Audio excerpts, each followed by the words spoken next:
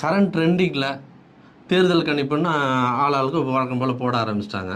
So இவரோட விஜயோட entry வந்து திமுகவுக்கு பலன்றாங்க. இன்னொரு பக்கம் மக்கள் கருத்துன்ற பேரில் பப்ளிக் பைட்ஸ் நம்ம டிவியில் எடுத்து போடுற மாதிரி போடுறாங்க. எல்லாருமே டிவிக்கு வரணும் அப்படின்றாங்க. இன்னொரு பக்கம் டிவிக்கு வந்து அணில் அப்படின்ட்டு சீமான் ஒரு பக்கம் அடிச்சுட்டு போயிட்டு இருக்கிறாரு. இதெல்லாம் ஒரு பக்கம் ஒரு கலவையான மிக்சரான ஒரு மேட்டரை மிக்ஸ் பண்ணி நம்ம ஆடியன்ஸுக்கு கொடுங்க.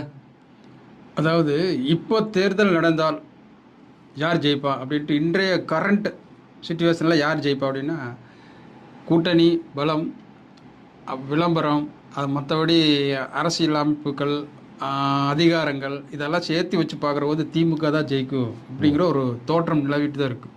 இது மறுப்பதற்கு இல்லை. எப்படி பார்த்தாலும் ஒன்று. ஏன்னா இவங்க ஒரு பக்கம் சைடு ஸ்ட்ரென்த்து கூட்டணி ஸ்ட்ரென்த் ஆகுறாங்க. அந்த சைடு பார்த்தீங்கன்னா எடப்பாடி பழனிசாமி அவர் கூட யார் கூட்டணி இருக்கிறாங்களோ அவங்க எல்லாமே பிரிஞ்சு போகிறாங்க.